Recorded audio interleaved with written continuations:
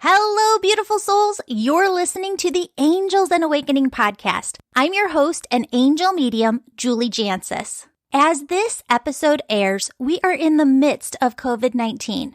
Friends, this is tough stuff. There is discomfort and frustration for some, loss and grief for others.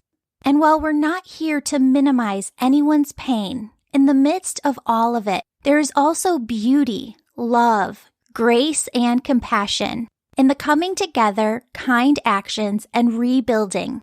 We can all see so clearly now that what impacts just one person on one side of the world can impact everyone everywhere. We feel oneness and empathy for one another like never before. This is a massive shift, a global awakening. Allow it to shift and awaken you.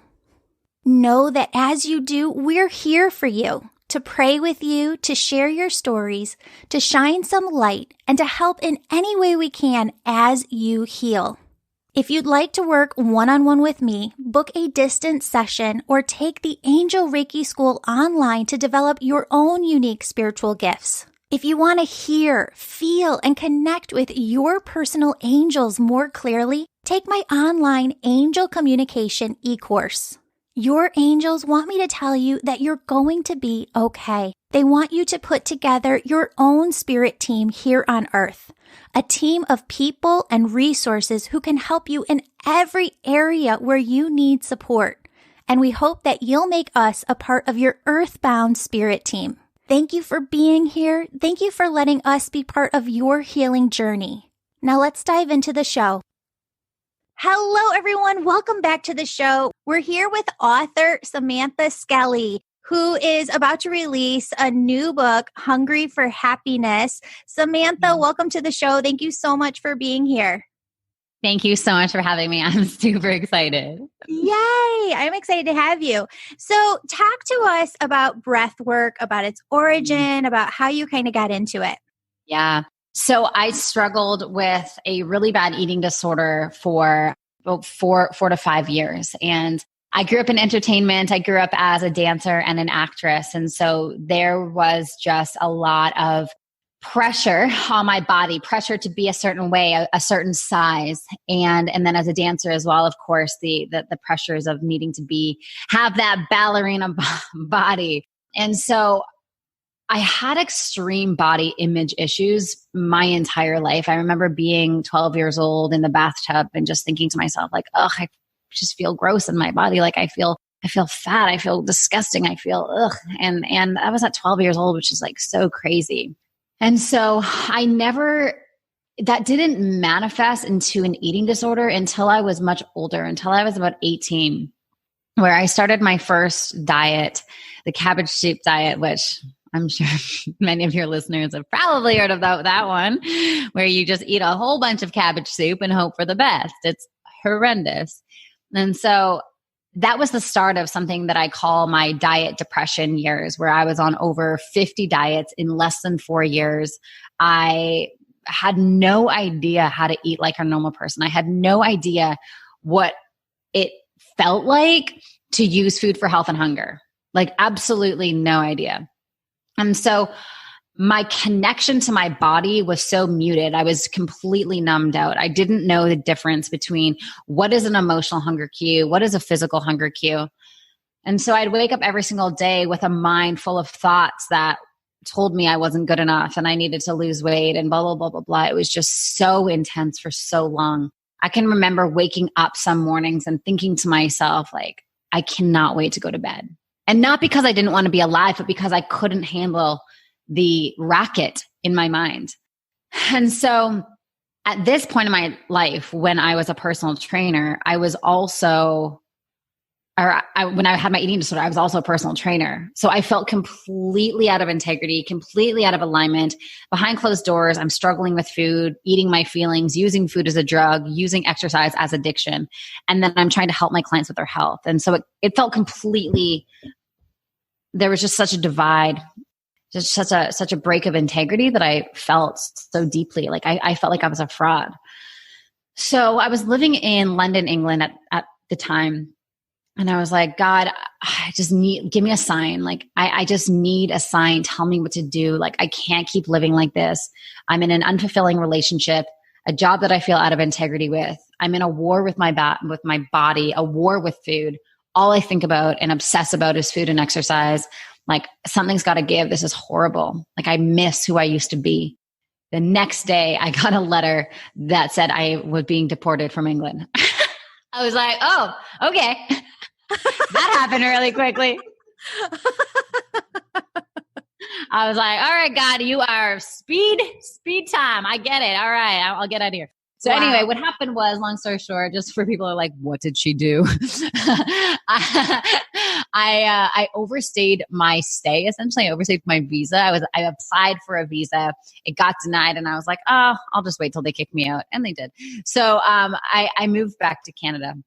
And I remember taking off. I remember being on the plane. I remember taking off thinking to myself, I want to leave all of this self-hatred, unworthiness, body image, eating disorder stuff behind me and like start a new life. So I got to Vancouver, where I'm from originally, and I Googled life coach Vancouver. And the first person that pops up, I'm like, that'll do. And so I worked with a life coach for a little while and understood. I was like, this gray-haired man will do. I think this is pretty good. Oh my God, So I'm muting myself, but like I'm cracking up over here. Yes. Oh my gosh. So I literally go to this guy's house. I called him. I'm like, hey, I need help. I've got issues. Literally, I was like so naive. I didn't know what to do. And I asked, I'm like, this is my issue. And he's like, okay, we can work together. And I'm like, okay. So I go to his like professional office in like the business district of Vancouver. I'm like, this is weird. And I go up there and he's the sweetest man in the whole world. We're so connected. We're connected to this day, but he helped me navigate this issue, which who knew a, 5'0" gray-haired man could really support me at this time that I really needed it, but he did. And he taught me the elements of compassion and learning to be compassionate towards myself. And, he taught me all sorts of things. I was like, oh my gosh, I had no idea that my eating disorder was because of my lack of self-love and empathy and compassion towards myself. Like I was putting Band-Aids on bullet wounds, trying to heal my emotional eating with dieting, and it was just making everything worse. So this one day he was like, all right, I need you to start meditating. And I was like, you want me to meditate? Like, that's crazy. Like my brain goes a million miles a second. You want me to sit my ass down in a chair and do nothing? Like you are out to lunch. You are out to lunch. And so anyways, I tried for so long. I really tried. And I sucked at meditation, just sucked at it. As I was going through this healing process, I was reading, what was that book called? Eat, Pray, Love by Elizabeth Gilbert, right? And there's that part in it where she goes to Bali and she finds herself. She goes to this medicine man and she gets poked with sticks. And so I was like, that sounds like a great idea. Mom, I'm going to go to Bali. I bought a one-way ticket to Bali, went to Bali by myself. I tell this story and I'm like, I am crazy. And I tracked down this medicine man. I was like, this guy's going to heal me. So I go to this guy's hut. It's like I take like a scooter. I hop on the back of a scooter, no helmet. This guy is like swerving through traffic. I'm like, well, if my eating disorder doesn't kill me, this definitely will, because I feel like I'm going to die right now. And so we go to this man's hut. He drops me off and I'm like, okay, this is dangerous. I go inside and this old man comes out there. He doesn't speak a lick of English and he starts poking me with sticks. Actually, he spoke one sentence of English during that entire time. And he goes, your brain is crazy. And I said, I know. And I'm like, nah. I'm like, okay, I came here and I paid you to tell me I'm crazy. This is so awful. So anyway, I get back on the scooter. I go back to where I was staying and I'm like, I'm going to try a meditation class. Like maybe if I do a class, then it'll work. Anyways, I show up at this place late and I miss this meditation class. And the next class on the agenda is a breathwork class. So I look up at the bulletin board and I'm like, breathwork? Huh? What? Like, what is that? Just breathing in and out? I'm like, that's okay. I guess so. So I look at the time and it's 3 hours. I'm like, are you kidding me? We're going to breathe for 3 hours? That sounds insane. I walk up the stairs, I go into this class and everyone is lying down with blankets and pillows. Like it looked like an adult sleepover. I'm like, what? Is this code for something? Like, what's going on here? What do they do in these parts? Like I go up to the teacher and I'm like, hey, I think I'm here for the breathwork class. And he was like, he says to me, he's like, are you ready to go on the ride of your life? And I was like, okay, this is really getting strange. What is this code for? And he's like, breathwork will help you feel the entire spectrum of emotions. You will feel the deepest states of love and joy, and you'll be able to release a lot of sadness and anger and frustration and everything in between. I was like, this guy doesn't realize who he's dealing with. Like, the only things I can feel are numbness and anxiety. Like, I have no idea what you're talking about. Anyway, I was like, I'm just going to do this. I'm here anyways. I can't walk out. So I lie down and they teach this breath pattern. This interesting breath pattern that is only through the mouth, in through the belly, up into the chest, out through the mouth. And I'm circulating this breath. And within a few moments, I get a little dizzy, but then within a few moments, I completely am taken into this altered state of consciousness, this altered state of being, where I am seeing visuals. I am feeling all sorts of self-love. I feel electric, alive in my body.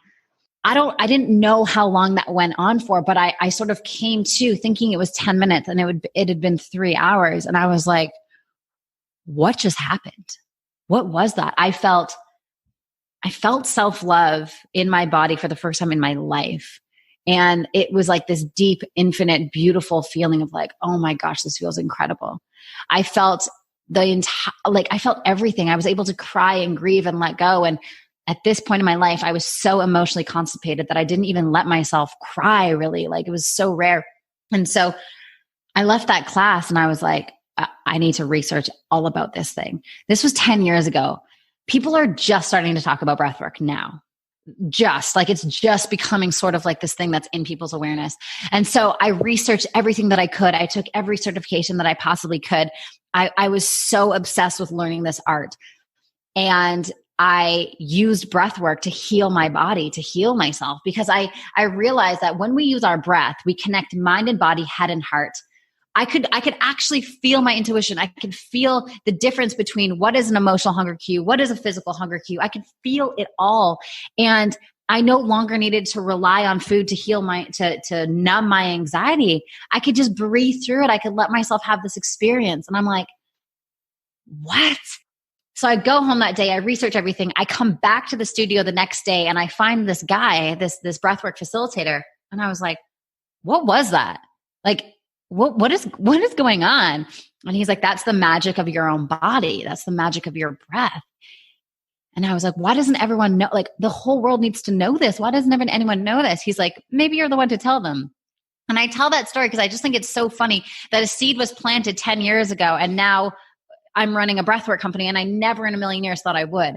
So breathwork has helped me. It helped me heal my eating disorder. It helped me develop a deeper connection with myself. My first company, Hungry for Happiness. So that's the book that's coming out. So that whole story is in the book in detail. So my book that's coming out, Hungry for Happiness, it tells the story of breathwork and in detail the experience and what you can experience through it. But I started Hungry for Happiness to help women who struggle with emotional eating and eating disorders and exercise addiction like I struggled with. And breathwork was the number one thing that helped my clients heal. And so it's just been the biggest game changer for my community. It's been the biggest game changer for, my staff, my team, everyone in my life who comes into contact with it. And so I'm grateful to be here and speaking about breathwork because I truly believe we are our own drug. We are our own medicine. And my vision and my intention is to disintegrate the dependency model in personal development. We don't need anyone else to make us fulfilled. Whether it's relationships, personal development, whatever, we have this infinite supply of love and resource and abundance in our systems. We just haven't been taught the tools to tap into it. And so through breathwork, that's the direct access point. In my opinion and my experience, it's the most effective. That's so beautiful. No, I love that. I follow you on Instagram, and a lot of times you say, in order to heal, you have to feel. Yeah. And you're so right on. And I think that there's so many different ways that you can access that within you. But what I love about the work that you're doing and what you're showing people is how to connect that body to that spiritual realm that you're feeling, because there can be a disconnect in other modalities that you don't always have with breath work, where you're feeling so deeply into the body. Whereas with other modalities, a lot of times you're feeling out into the auric field and your consciousness has really left the body. Yes. Yes. Yeah. The way that I explain it for some people is our access point into spirituality and into our body is very different for many people. So the way that I've broke down this framework and what I teach is there's self to self, self to other, and self to source. So one doorway in is going to be more accessible than others. So for instance, my door into spirituality was self to source. Like I felt way safer. My system felt way safer being, whoop, let me just go into the fifth dimension and let me just play with aliens and let me just, and like really be with my angels and God and prayer. And so self to self was more challenging, and self to other was really challenging. So self to other meaning gaining the door in through connection.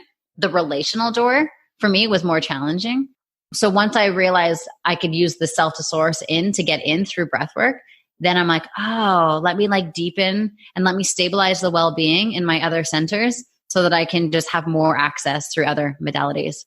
I love that. Well, and it sounds like you're very entrepreneurial. It sounds like I believe that probably 50% of the population is more ADHD, lack of frontal lobe activity, where your mind can just completely race, and you're definitely more on that spectrum, right? So you're busy, you're writing books, you're running this 7-figure business. What tools do you use in your own daily life, like weekly or every day, to really center? Oh, I love this question. So you're so right. You nailed it. I am ADHD. I'm like the poster child for ADHD. My brain goes a million miles a moment. And so I actually got this tattoo, and I don't think this is a video, but it says be here. And it's such a reminder for me to be in my body. Embodiment is my edge. Yeah. Which is so interesting because I was a dancer, and I have good tracking with like mobility. And if someone's like, move your body in this way, like I can do it because I'm a dancer. But the actual being here and landing and grounding, there's something that feels very unsafe to me about that. And it's been something that I've been working of like being earthy, being like being one with the earth. It's so interesting. My partner is super earthy. So he's just like super grounded. And I'm like, Phew. So embodiment practices are a huge part of my work. And so a few things that I do that have been super helpful are like walking barefoot in grass, grounding myself in grass, grounding myself at the beach, walking in the sand, like really feeling the sand and having like a focused attention on really being in the sand, feeling the grounding. Movement, like shaking and just feeling my body, feeling my feet on the ground. Like I am here. I am human. I have landed, eating foods that are just like warming and grounding, like really hearty, beautiful soups has been like a really beautiful one. Any root chakra supporting exercises. So sounding, like intuitive sounding to the vibration of like that deep guttural feeling, and then using crystals and prayer and all sorts of things. But yeah, being human and landing here has definitely been my edge.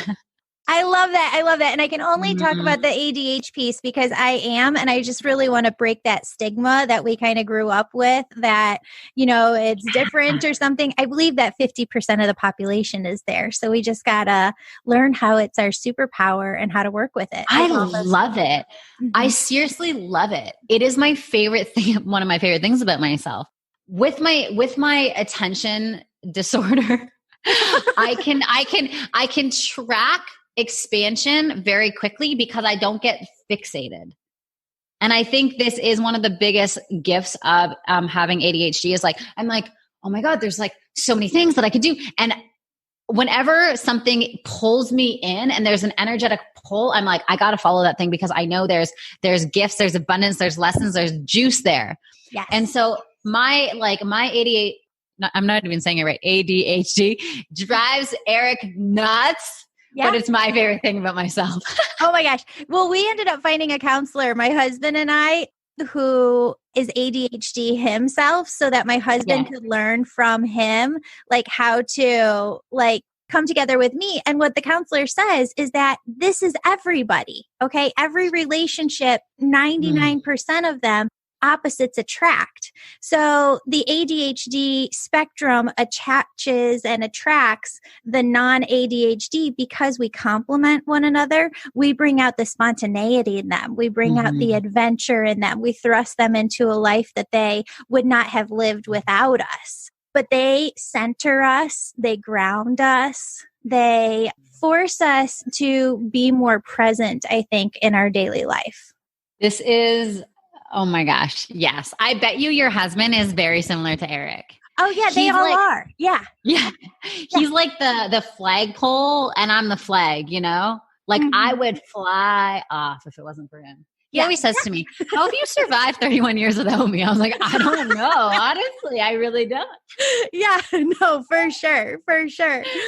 Well, and my counselor calls it a singulate because when they have a hyperactivity, and it's not just like men or women are one or the other. I mean, this can cross. Men can be ADHD too, very much so. What happens though is when you're ADHD, though, for those who are listening, is a lack of frontal lobe activity, as I understand it. And the opposite is a hyperactivity of the frontal lobe.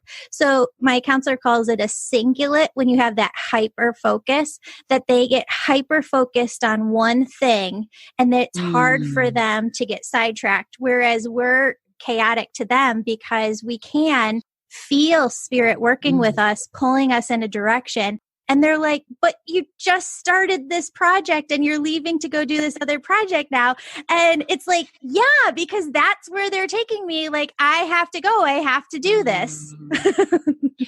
I love that we're talking about this. And I love your mission of like destigmatizing the ADHD because it's right. You know, you think of like growing up, like, oh, Johnny was diagnosed with ADHD and now he's got to be in the special class. And there's this whole thing about it. Yeah. And I think like, let's not try and manage our gifts. Like don't medicate your gifts. That's crazy. You know? No, it's crazy. Yeah. Because then you can't, well, and I think for some people, you know, I don't want to diss all medicines because obviously there's some, you know, so follow your doctor's recommendations, but let's go back to like when your mind races, it is hard to just stop. And my listeners know this story because they've been listening for the last couple of years, but I was go until I started to have suicidal thoughts. And I ended up in hospitalization where they take away your phone, they take away everything. You don't have access to anything except for books, writing utensils, paper for, you know, a week. And that was the first time that I had brought silence and stillness into my life. And I could just breathe. And that's the word. I mean, it all starts with breath. Yeah. Every single emotional state is connected to a corresponding breath pattern. So I call it the vacation breath, but like if we are in the sympathetic fight or flight state and our systems are activated and charged and we're when we manipulate our state and our sympathetic nervous system through just the breath and we tap into the breath of the parasympathetic, that relaxed breath, we down-regulate our nervous system so that we can live in that like rest and digest place, which is so beautiful, which is where we all want to be. And our brains are 2 million years old. So we are constantly in survival and it's up to us to train ourselves to move from the survival into thriving, into expansion. You know, we have a very unhealthy relationship with uncertainty often. And so if something's uncertain, it's scary and it's really bad. But what if we were to change our relationship to uncertainty to a place of possibility, creativity, openness, and really settle into that? The world would be like a much more creative and beautiful place, I think. Oh, I love that. And I want to take it in two different directions, because here's where they're going with this is, on one hand, I believe we have to do our work all the time, right? Because we can, even as healers, get into this work, be doing this work. We can be in the yummiest vibration, and then life picks up and your workload picks up, and you have to make it a conscious effort. It's not like we do this for a period of time. It's not like we take a course. It's incorporating it into the thread of our lives and creating systems that bring us this peace and allow us to live in this resetted of the nervous system of this vibration of peace more and more throughout our lives. Not all the time, because we have to do different things and we have to act, and sometimes that requires a different vibration. But I love all of the different tools that you talked about earlier, because I had never heard even people talking about food in that way, using food as a spiritual tool. It's so interesting. Our relationship with food is a blessing. And for someone listening who's struggling right now with binge eating and emotional eating, I totally get that might be like, what do you mean? But what food is doing is it's showing us the parts of ourselves that we have yet to come home to. And healing is a homecoming. It's a homecoming of us coming back and sitting in the places that we've neglected, sitting in the places that we've abandoned, feeling into the darkest parts of ourselves and letting ourselves know it's okay to be here. It's okay to feel this. It's okay to allow. It's okay to give yourself permission to break down and cry. And so when we are using food as a drug, what our bodies are telling us is there's something to be felt here, right? And going back to what you shared earlier from my content is like, we got to feel in order to heal. I pray over the interviews and I sit down with spirit beforehand and I channel out. And I'm going to be honest, there's certain times where they're like, let's go in this direction. And I'm like, no, I really don't want to go in that direction today. And they said that we were going to talk about food. And I was like, no, I really want to talk about the breath work, because I talked about food on an episode like 2 episodes ago. And I just replayed it over and over in my mind, because I have this relationship with food where I have been an emotional eater my entire life. And I got a handle on it probably 5 years ago when I really started to dive into meditation. And I really created a practice of getting to the gym and working out with weights. And since being home, it's been hard for me to find systems with COVID-19 that are working for me. And I don't find it very easy. Like, I like in my spiritual practice to be outside of my physical body. I do not like to be rooted inside my body. I feel that alignment with spirit. I feel them talking to me. I feel when my angels are around. I'm good when I'm up above. I don't like the feeling of being grounded. So I didn't really want to talk about on the podcast, but they're pushing me to go this way anyway, because I feel like you've got tools that everybody listening is supposed to use and understand. It's not about weight for me, right? Like, I don't give a shit if I am 200 pounds or 115 pounds. It's not about a size. It's not about a weight. I believe that all sizes are beautiful. It's just about not feeling good. Because when I'm eating certain things, I feel more of like a fibromyalgia throughout my entire body. And it kind of cycles. So I'll start to feel this chronic pain all over when I'm eating a certain way. And then I eat to kind of comfort that, because as you're eating, it subsides, but then it comes back right after. Totally. Yeah. Oh yeah. I love what you said there, of let's pay attention to the felt sense we desire to feel in our body. Like, what is the energetic environment that we want to create in our systems? And then once we're there, it's like, we can absolutely release the number on the scale and let the body do what it wants, And I know that I have a very specific feeling that I want to feel in my body. a specific energy level that I desire to be at in order to do what I do in the world. And whether, that's being a full-time mom, whether that's whatever your role is in the world, is like, how do you want to show up to those things? I think everything is so sacred. Every moment is so sacred. And I know when days I was in my diet depression, I was feeling depleted and lethargic, I couldn't see the sacredness in the simple little moments because I was so consumed with feeling lethargic and feeling bleh. I don't want my life to be a series of moments that feel bleh. I want my life to be a series of moments that are beautiful. And if that means I'm 60 pounds heavier than I am now, okay. It's such an interesting shift. And I think one of the biggest things with women's bodies is when it comes to body positivity, body love, it's like we really got to treat this on an individual level. There's some women who will look at the body positivity, hashtags on Instagram and go, that woman is, 250 pounds and she is loving her body. How come I can't do that at 120? And there's just a lot of pressure. And so my philosophy with the path to body love is we've got to first accept, and this might seem counterintuitive, so just stay with me. We have to first accept the fact that we don't like our bodies. We got to accept exactly where we are and love ourselves anyway. I don't like this, but I choose to love. And once we can do that, then we come to a place of just neutrality. There's no charge. It's not like I hate my body, but you're not quite at like, I love my body. It's just, okay, I'm neutral. This is my physical body that I've been given.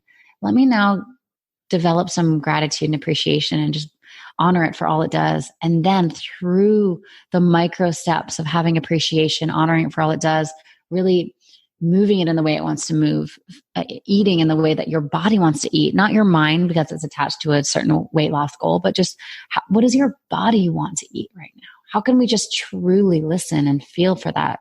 And then we'll get to a place where we feel loving towards our bodies. But for women who've hated their bodies for 30 years, expecting them to make that shift immediately, that's a tall order. That's a tall order. So I think, letting yourself be exactly where you're at and having full honesty and not letting positive thinking override the truth. Explain that. Not allowing positive thinking to override the truth. So for instance, if the truth is, I feel really uncomfortable in my body. Like, I feel, it doesn't feel like me. I don't like this. There's like that feeling. But then the positive thing would be, I love myself. I love myself. I love my body. I love my body. Like trying to positive think our way there will never work. We can't think our way out of an eating disorder. We can't think our way to happiness, just through like force. We got to sit with the truth, right? So it's about sitting with the truth of what is, and then also setting a vision for what we desire. Whatever you desire, you deserve to have. But we first have to be real with what is. We got to love what is, whatever it is. I've got, that's the tattoo on the other arm is loving what is as it is. Even if our ego is saying it shouldn't be this way, our heart will say, let's love it anyways and let it transform. Things transform when we love them. Look at a little kid. We love the crap out of these little beings that drive us crazy, but they transform through our love because they feel it. Oh, I love that. Yeah, definitely. And I think that has been the biggest eye-opener for me this year throughout everything is just, I am fully human and just accepting myself for where I'm at. And you know what? I've done my makeup about 3 times and my hair 3 times since COVID started. And I write on my hand when I know I'm going to forget something because if I look down at my hand, I know I'm not going to forget and it's going to get done. And you know what? And I know, like, I went out to lunch with my aunt the other day and she's like, you're still writing on your hand. You're not 14 anymore. And I go, no, you're right. I'm 38 and I'm still doing that because that's exactly who I am. And it's working for me. It's so good. It's so good. It's like, let's not forget what brought us to life as a kid. Like there's, in my opinion, there's no such thing as adults. We're all just grown-up children. Totally. And when we can embrace, people listen to this show because you are who you are and you're so authentic and you just show up and you're so real and you speak the truth and you tell people of your darkness and then you also share the lightness and you're just beautiful in that way. And that's what people want. They're like, man, I want to be able to do that. But when we have these identities of what it means to be an adult, we cage ourselves in these roles, and then we try and perform in this role, which is not authentic to us. And so how can we just tap into our childhood? What did you love to do as a child? What brought you joy? And how can we begin to integrate some of that now? Because that's the stuff that makes us feel alive, you know? Yeah. Oh, that's such a great idea. And that's really why I wanted to have you on today, Samantha, is there are so many people listening. And I feel like we've just ebb and flowed since COVID-19. And we've talked about some heavier things here. And I want to lighten it up for people. I want people to understand that they can be who they are. And no matter where they are at their journey or where they are at the point in their journey, that it's okay. And so talk to me about what tools people can use to really lighten the heaviness. Oh my God. And you know, and I gotta say too, I saw your post. What was it? The mullet. You had like a picture of a mullet and you're like, maybe 2020 will be like a mullet. It'll be a party on the back end. And I was like, that's amazing. You know, so I believe, you know, if we look at a spectrum, there's expression and depression. You know what I'm saying? Yeah. So like, what if we were to, and I have had anxiety disorders. I have had all the things. Yeah. And when I look at my life, I'm like, the times that I had the most anxiety were the times that I didn't let myself express. You know, and I want everyone listening just to like feel inside in your own life. Where in your life can you add in a little bit more color? Where in your life can you add in a little bit more expression? Where are you not fully speaking your truth? Where are you not fully, like, if you want to just like move your body in a way that feels good, like, where are you not doing that? Where are we not? Go ahead. For those who have buried their feelings for so long, give them some examples of colorful expression, because I think that there are some people who have buried so much and they need that to grasp onto. Yeah. I would say, here's one thing that I love doing on a weekly basis. So when we think of burying our feelings, which I did for many, many, many, many, many years, I was very good at that. I'm like, I don't even know where to start. Like, I'm going to open up a can of worms and I'm going to cry for 4 months straight, which is what happened, by the way, after that breathwork session, which is so beautiful. And I think since then I've completely changed my relationship to pain. And I now am grateful when I experience pain in my body, because I know that I'm learning, I'm processing, I'm healing, I'm growing. But here's what we want to do so the mind doesn't hijack our experience. This exercise is super easy and it's one of my favorite exercises that I do.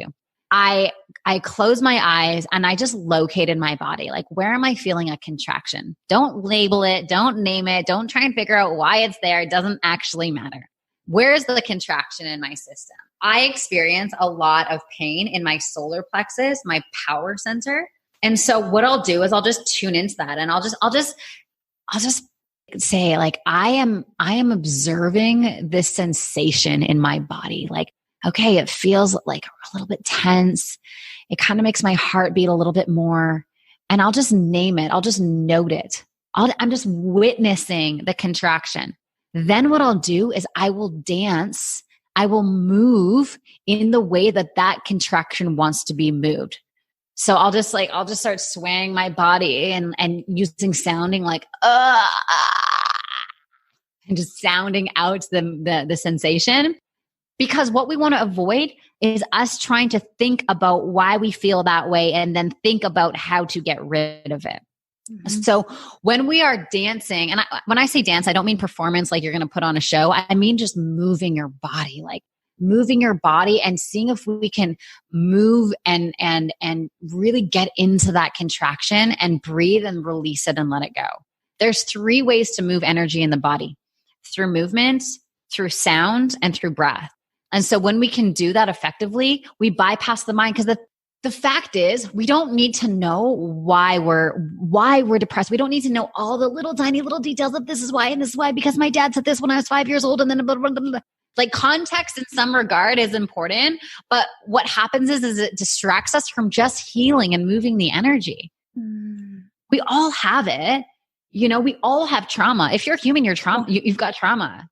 Our parents could have been like A+ parents, and still trauma could have occurred. So movement and just letting the body just like move and scream if you need to, breathe if you need to. That's like one of my favorite ways to open that can of worms, Yeah, that's so fascinating too, because what Spirit always shows me is that energy is always here outside in our auric field. Like put your hand way out in front of you. That's where it starts, right? And it'll come closer and closer in. The more that we attach to it, the more that we think about it and cycle on it, comes into the body. And that's where it can actually grow and stay put if we don't do our work on it, right? But our work could just be breath work, or like you were talking, dance.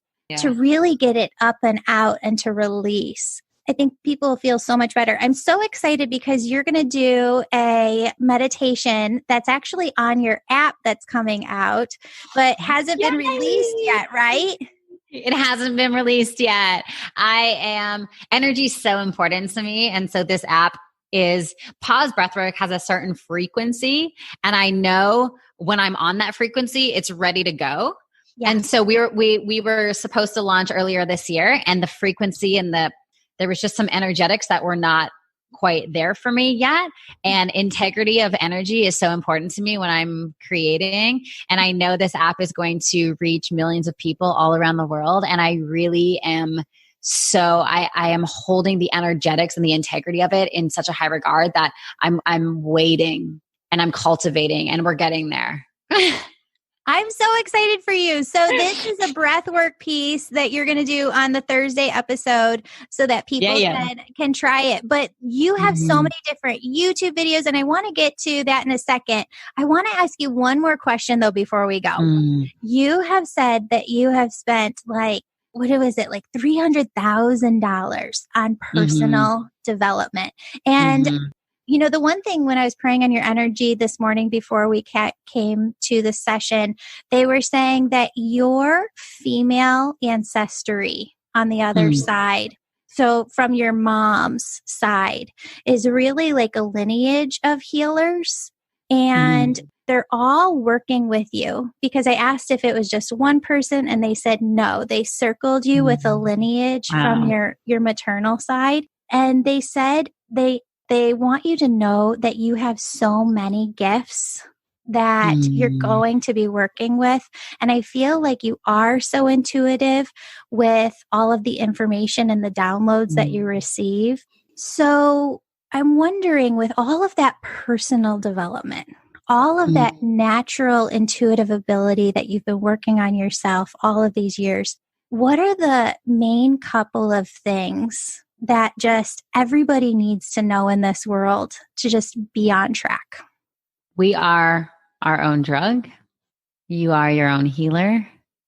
And we are not here to pay bills and die. Like every moment gets to be a sacred moment when we allow ourselves to pay attention. If we're not in awe of this experience, we're not paying attention. Yeah. That really resonates. I'm so excited for your journey, Samantha. You've got the book coming out. You've got so many healing sessions that people can just listen to on YouTube.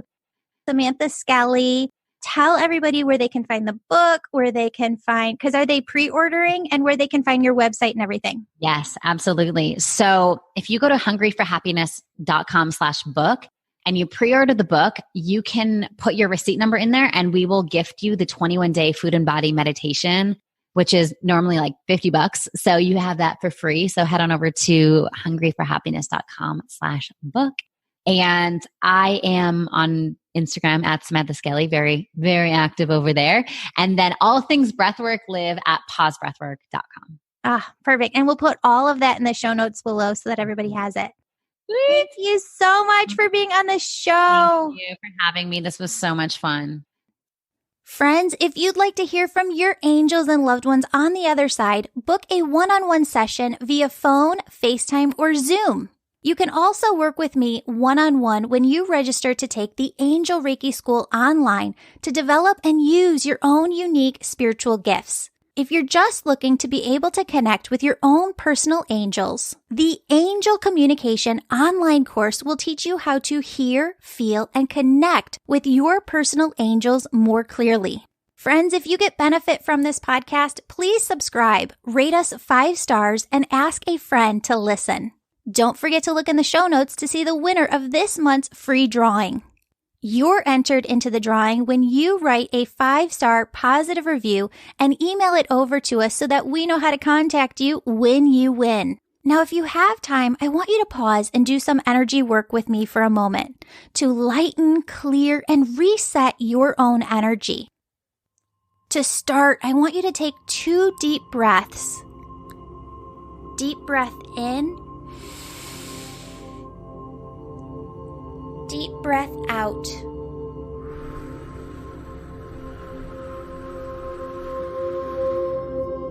Deep breath in. Deep breath out. Friends, as I walk you through this, I want you to use your imagination as an energy tool. Friends, your imagination isn't something that's not real. Your imagination is what every human being uses to create physical reality. How does a painter know what to paint? How does a sculptor know what to sculpt? How does a writer know what to write? They see it all within their mind, within the imagination, before it flows through them and is created within physical reality. Friends, I want you to start by seeing yourself surrounded by thousands of angels. These are all angels that work directly for God, and they circle around you. They have this light, airy, warm, yummy presence to them. And my friends, they are simply pure love, and they radiate their love from their being to yours. I want you to take a moment to just breathe deeply in and out as you see and feel the presence of all of these angels surrounding you, sending their love and light energy to you.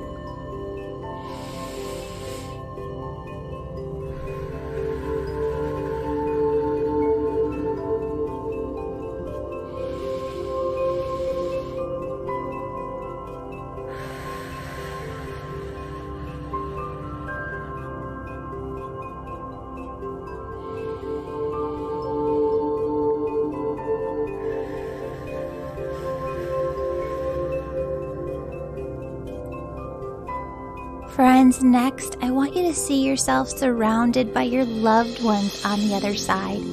Your angels haven't gone anywhere. They're still right there, but now steps in your loved ones on the other side. Greet them, welcome them. Take a moment within your imagination to give them the biggest hug and kiss.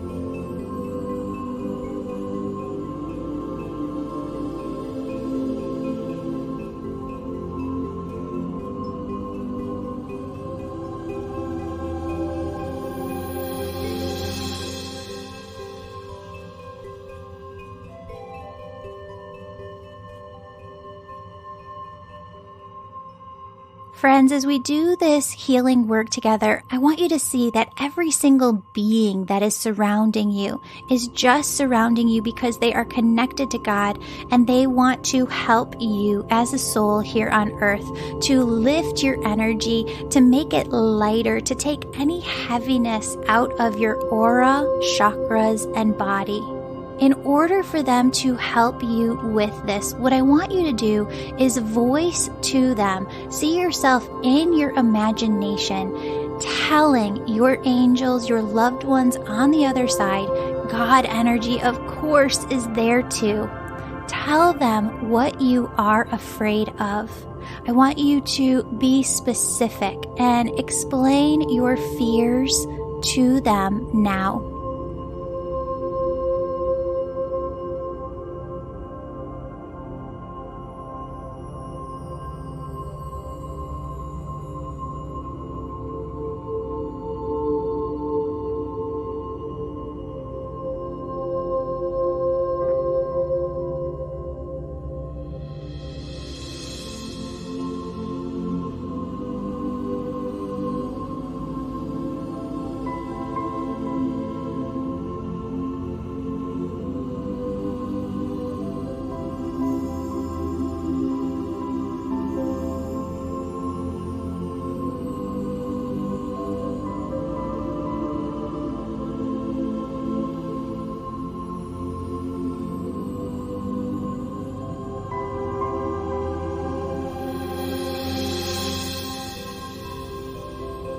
Now, friends, I want you to see your loved ones and angels on the other side comforting you, holding you, wiping away your tears. I want you to see them telling you that you're going to be okay. Your family is going to be okay. I want you to see them showing you in their way from the other side that they are there helping you every step of the way, and that they will never, ever leave your side. Friends, I want you to see or feel God energy, this pure, white, radiant light pouring down from above over you. And as you feel this pure love and light, this gentle waterfall just pouring over your head, filling your body, filling your auric field to the outside of you, filling every inch of your being around you, I want you to feel that as this light energy comes in, the highest vibration that is, as it gently pours into your being, I want you to feel how all the heaviness within you just releases. With the snap of your finger, God takes every ounce of heavy, low vibrational energy within you, and with that snap of the finger, God turns all of it into the highest vibration, love, light energy. Friends, I want you to imagine within your imagination your DNA strand. Now, the way that Spirit shows me the DNA and what it looks like is if you could imagine that double helix, and that within that double helix are millions or billions of doors and windows. And those doors and windows open and close. And as they do, some serve your highest health and good, some do not. What I want you to do is say this prayer with me. My friends, this energy work does not have to take a lot of time.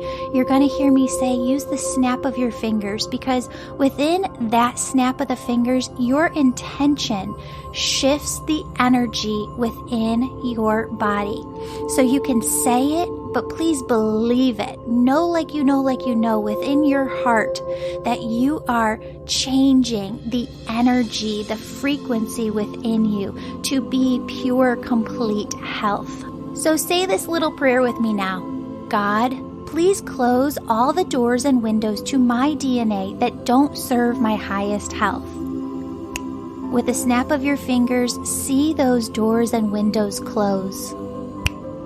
And God, please open all the doors and windows to my DNA that do serve my highest health. See those doors and windows open with the snap of your fingers.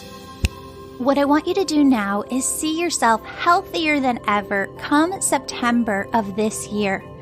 Daydream, visualize about what that health looks like and feels like to you within your body come September of this year.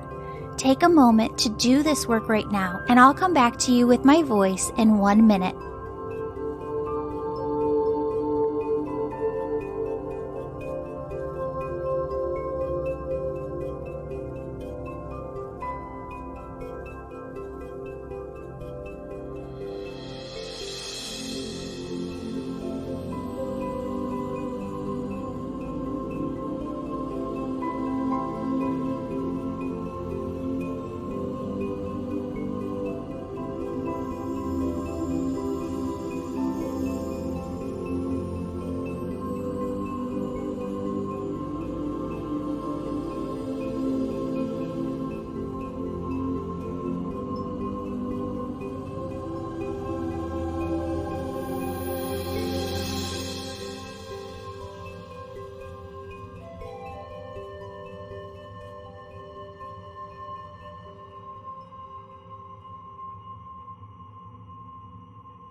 Friends, I want you to believe like you believe that you, your family, your friends, you are protected.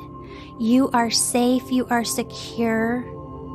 Your angels are looking out for you. God is looking out for you. Your loved ones are looking out for you. See yourself as healthier than ever come September of this year. Now I want you to pray with me for a moment for everyone else. God, please protect our nurses, doctors, and all healthcare professionals around the world. God, may you give each of them strength and protect them. God, please also protect all people who work in grocery stores, food service, or delivery. God, may you give each of them the strength and protection that they need. For all people who are suffering from COVID-19 themselves, God, may you take care of them and heal all who are able to be healed. Surround them with your divine protection. Surround them with angels, and help every cell within their body to become completely 100% healthy again. God, for every person who has lost a job or had their income reduced, please clearly show them the path to healing, safety, security. Whisper to them in their hearts the direction that you would have them go. God, for every child on this planet, please help them to receive the attention, love, nurturing, and care that they so desperately need. God, please surround them with angels and allow them to feel the divine presence of your love and warmth. For those filled with hatred, God, we ask you to transmute that hate within their hearts into love energy, and we ask you to open up their hearts to make shifts and positive changes, to help them raise their vibration. And everyone who is helping with the COVID-19 effort or response in some way, God, please be with each person who needs your strength. Clearly guide them and protect them with whatever they need at this time. Friends, finally, I want you to visualize Thanksgiving of this year. I want you to take a moment of silence to experience this daydream within your mind. See every single family member and friend and loved one there at the dinner table. See them happy, healthy. Feel the gratitude of this Thanksgiving beyond any other Thanksgiving in the past. Gratitude for being all together. Gratitude for all being healthy. Gratitude for the lessons learned. Gratitude for the relationships that grew deeper and the love that is between you all. Again, my friends, see your spirit team on the other side telling you that you are going to be okay. See them helping you. My friends, God loves you. Your spirit team loves you. I love you. Open up your heart like French doors to all of the unexpected blessings that they're trying to bring into your life right now. May you go forth with your day feeling lighter and living in the high vibration that is God. Go forth in your day surrounded by angels and your spirit team on the other side protecting you. Allow yourself to just be. Allow yourself to live in the high vibrational frequency that is God and carry it with you throughout your day. Friends, I have to have a disclaimer at the end. This podcast is to educate, inspire, and entertain you on your personal journey towards health and happiness. It is not intended to replace care best provided by qualified professionals, and it is not a substitute for medical advice, diagnosis, or treatment.